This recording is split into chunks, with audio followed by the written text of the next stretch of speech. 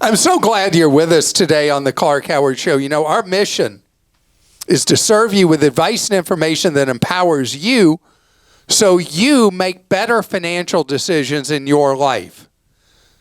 All right, here we are, right on the edge of Thanksgiving week coming up.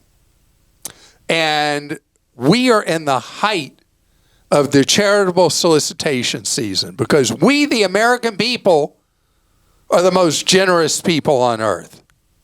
So how do you know that charities are going to use your money in a responsible way?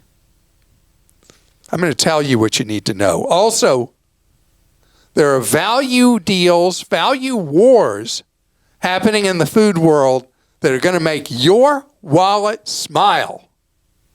I like that. So, don't have you heard recently there was a thing from the feds about one of those charities where you donate your car and supposedly it's going to charitable works and money wasn't going there. This one was called Cars Are Us, K-A-R-S. And they said that the money was going to a breast cancer charity. It wasn't. And this is a constant problem. In fact, the problem has layers.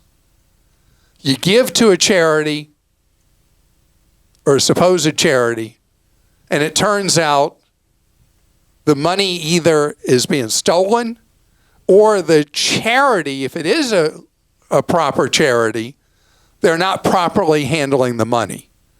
And the money is going to insiders, maybe going to outside fundraising. I mean, there are solicitations from charities where 90+% of the money is going to the solicitors, not to the actual stated charity. So this time of year is the Super Bowl, World Series, the Stanley Cup, NBA championship. It's all of them in one for the charitable causes and the fake charitable causes and the sleazy, not very efficient charities. This is when they get all their money. So this is why I want you especially on your guard this time of year. And if you get solicited by phone, or as so often happens now, by text, and they create this sense of urgency in the text. Hey, we have a anonymous donor who's tripling all donations today. Please donate right now. Right now, right now, right now, right now. It's all about trying to get you to do it that second before you've really thought, hey, is that really a charity? Are they any good with the money? And so where should you donate? My belief, you start with organizations you have firsthand knowledge of when you're going to donate. Organizations you volunteered at, you know the good works they do. Or an organization that you check out before you give. I don't care what sense of urgency they're asking for right that second. You take your time and you give on your schedule, not theirs. And I've got steps you can take to check a charity out. 2 levels. 1, are they actually really a charity? 2, the money you give, are they spending it well? Money's going to the service delivery, not to administrators' giant salaries or administrative costs or fundraising costs. It's actually going to the service delivery. And at Clark.com, I've got a simple guide that walks you through check here, check here, check here. Takes you not much time at all before you take the money you've worked hard for and you're giving from the goodness of your heart You want to give it to something that's real and really efficient. All right, we'll go to questions. Dan in Missouri says, Clark, knowing that you are thoughtful, generous, but very intentional with money, do you give to a person asking for money on the sidewalk or at a highway exit? I do not. And I'll take in the Wayback Machine. And if you're familiar with my TV work, if you're in a market where I'm on TV, this is something that I believe in so much that I put on a Santa suit and had hidden camera crew. And I stood at a busy corner and I held a bucket, never spoke a word. And the bucket said Homeless Families Fund. And we were running a count. We had an intern running count. 1 out of every 7 cars in that intersection threw money in my bucket. Now, I would say thank you when people gave money, but I never said why I was there or anything like that. I just stood there in the Santa suit. I was not a very convincing Santa. Did you ever see pictures of me as Santa? You were Santa at a charity for animals one time, and I have a picture of you holding my cat and my daughter when she was little as a Santa. I thought you looked good. Okay. I believed it. All right. Thank you. But anyway, people, going back to the thing, the generous thing and the time of year, think about 1 in 7 people just throwing money in. So it was to make a point that you don't know who's there that you're giving money to. So what did we do? We donated the money to a legitimate charity when we were done. So it did not go in my pocket, but the point was made. And so that's my answer. I don't give to UFOs asking for money on a sidewalk or in front of a store or whatever, because you just don't know. What I do sometimes is if I'm in front of a food store, I'm picking up, like, say, subs or a burrito or something, I might buy the person a burrito. Oh, so I thought this was about charitable solicitation, but so you take people who are just asking for money. Yeah. I don't give. Okay. And 2 of my kids always have snacks in the car, and they give snacks to somebody. Yeah, that's a good idea. So a lot of times people will say they're hungry. So if they are, like you did, give them food. David in Minnesota says, is money in a brokerage account or IRA subject to cross-collateralization? Say that 3 times. From an affiliated bank? For example, if my Charles Schwab Bank debit card is hacked or if a check is forged resulting in my checking account being overdrawn, can Schwab seize money from my Schwab brokerage account or IRA to make up for the shortfall? Not anything I've ever seen allows a brokerage operation to seize money from their co-owned bank operation. If there's anything like that, that's pretty diabolical. I've never heard of it. But I'm so glad you mentioned cross-collateralization, because it is a huge problem in the banking business. Paul in California says, a few days ago, Leslie asked if adding her new spouse to her homeowner's insurance would raise her premium. I believe you told her it probably would not affect the premium. With several companies, the premium would actually be reduced. As with auto insurance, when you marry, your claims history usually gets better. Both are staying home more. Paul, thank you very much for that. And that's an interesting behavioral thing, that the insurer thinks that you are a lower risk if you're married than if you're single. And if that gets you a lower rate, that's great. I just thought of it as a good thing to add. And as a neutral event, you're saying it's better than that. And I appreciate that. Do you know what that would depend on? What? States regulate insurance. And it could be in one state that would be common, in another state not. But what a neat thing to add, that it was better than I said. Talking about something that's better that's been really bad, and that is so many restaurants are hurting, and they are having, well, it's not good. That's not good for them. But consumers have been like on a boycott, and now they're looking for ways to save money, and they're finding them. The value wars are upon us. That's right. More and more and more deals.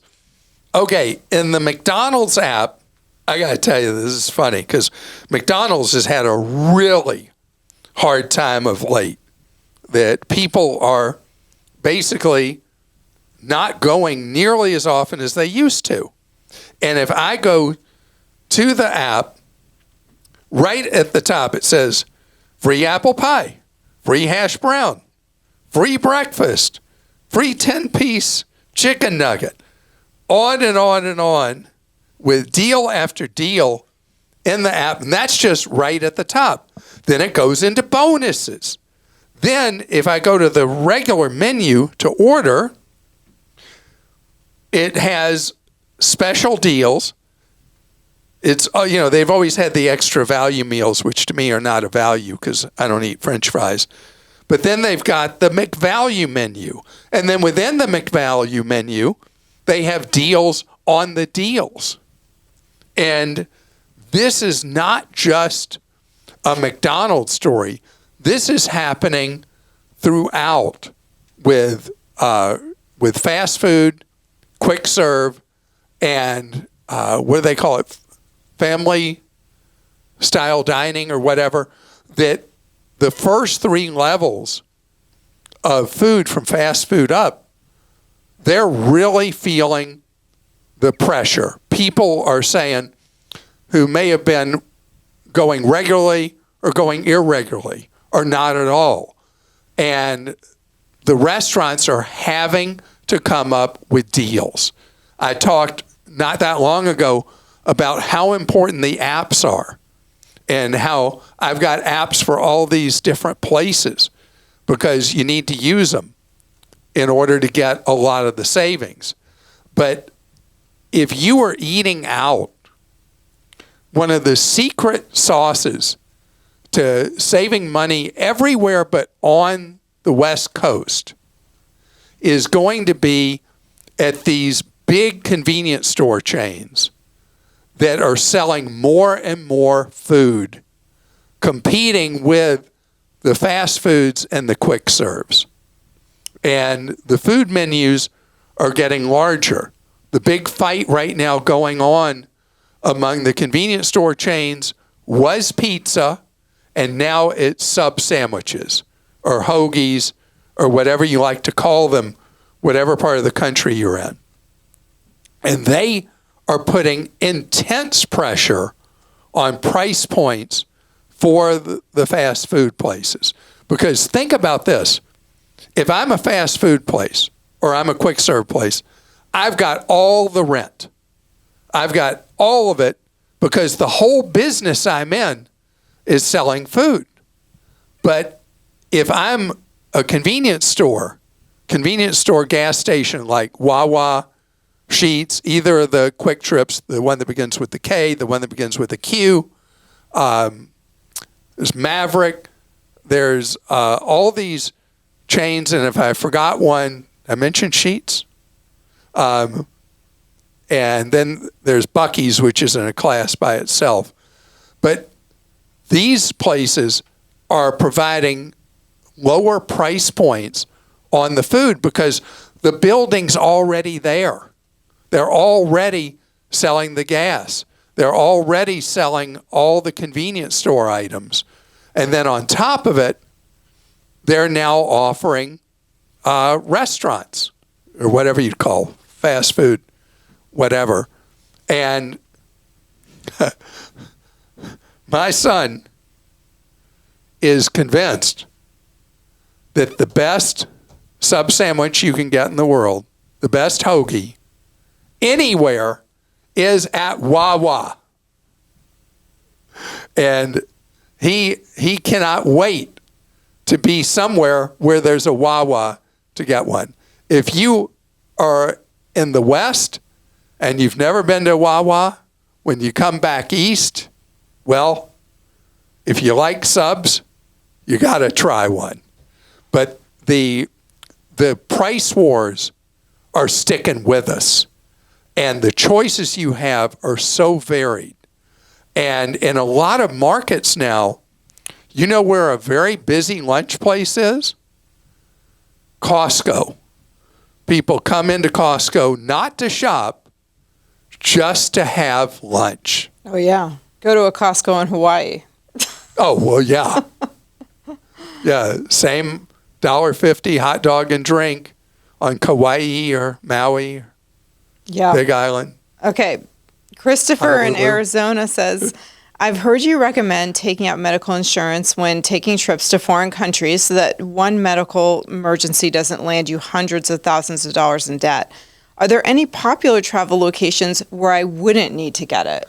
No, I'd say the need for the medical insurance when you travel overseas is the same worldwide. But if, Christopher, you travel frequently, buy an annual travel medical policy. It's much cheaper than buying per individual trip.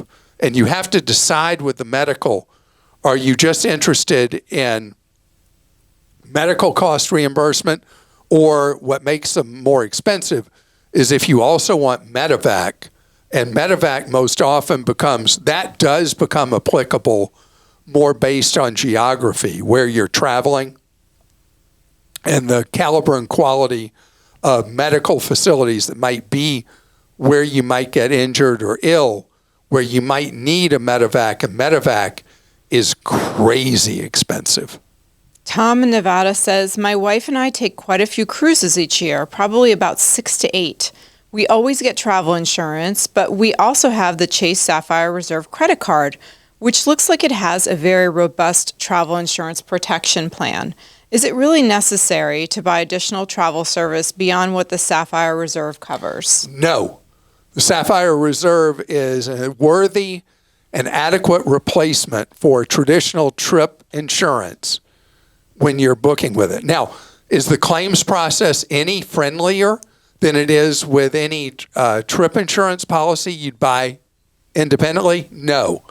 The claims process, it will try your patience with any of the credit card-based included trip insurance policies, or when you buy a standalone one. The claims thing is exhausting. The level of documentation you'll be required to have is ridiculous. But yes, it is, to me, an equivalent. And with the credit card insurance, the one thing you have to look at is there's a cap on how expensive a trip can be. They will only pay up to a certain level. So you'd have to, in the case of the Chase Sapphire Reserve, it would have to be a really, really expensive cruise you're going on before you'd outrun the limit on the coverage they offer. Mac in Alabama says, Clark, I love all your travel advice, but I've never heard you talk about Sandals resorts or similar all-inclusives. What are your thoughts? My wife and I have one booked for our 10-year anniversary. More specifically, they say the tipping is included. Is that really true, or is there some other unwritten tipping policy? Okay, so Mac, first of all, congratulations, 10th anniversary. That's great. Second, I don't talk a lot about all-inclusives, and they vary. What you should know is they vary a lot in quality. Sandals resorts tend to be crowd pleasers. You should have a good time. On the tipping included. Okay, so what really goes on? Let's say you have a favorite bartender on the trip. Even though tipping's included, you may find that you want to slip them some cash. You may have a cabin attendant. I'm thinking back to the cruise question. You may have a housekeeper who's really awesome to you through your stay at the Sandals Resort. You might decide to give that person some money. Do you have to? No. But it is people who go to all-inclusives regularly do tend to do some ad hoc tipping in cash only besides whatever is automatically included in the cost of your stay at a Sandals resort. And again, have a great, great, great time, and hope you have many, many great years in front of you as a couple. And with that, thank you so much for joining us today. I hope your week forward is absolutely phenomenal.